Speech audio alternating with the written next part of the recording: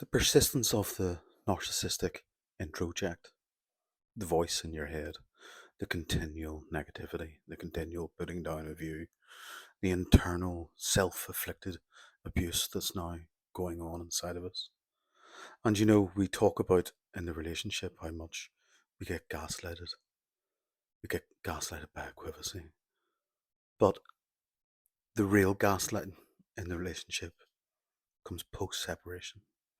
When we gaslight ourselves, when we start believing all the internal narrative that is running through us, these voices, this very hard, harsh, critical voice that is now ruling every single second of your existence.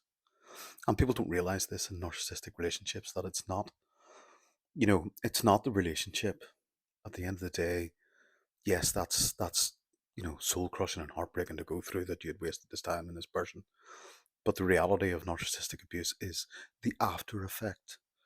The after effect is much more damaging and punishing than the relationship itself, because the real damage in narcissistic abuse is done in here.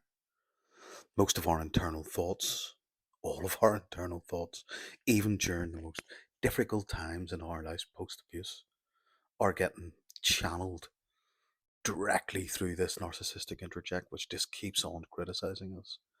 And this lasts for years, years, and I mean years.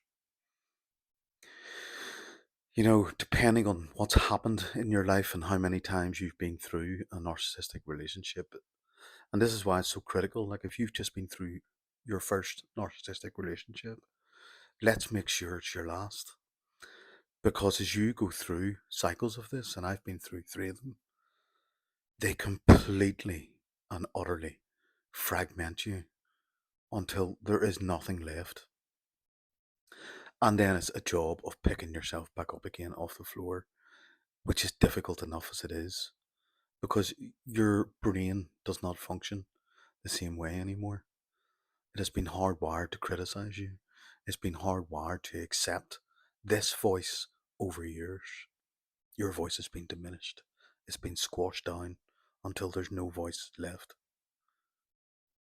It has been buried deep down.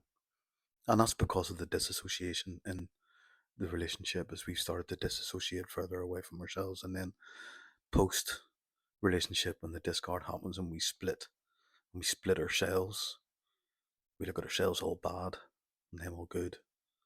And we reminisce and we ruminate on the things we could have done better and blah, blah, blah, without realizing that there was nothing we could have done.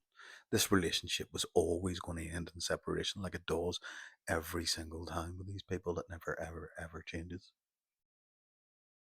So it's punishing us post abuse. It's leading our life post abuse. It's hindering and debilitating us post abuse.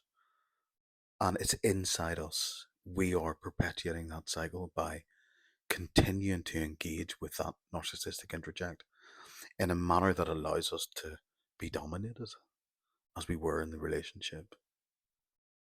This is about deprogramming the narcissistic interject out of your brain. You need to go back and change habitually the way you think about the relationship. You need to deprogram all the abuse out of your head and bring justification to yourself. Healthy anger, changing of habits, recognition of your own patterns.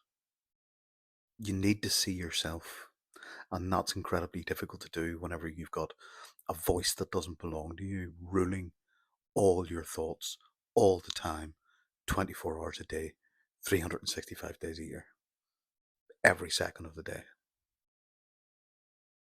It's time to start pausing. It's time to start reframing.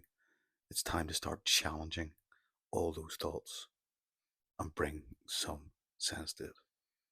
Peace out. Loads of love. Hope that helps.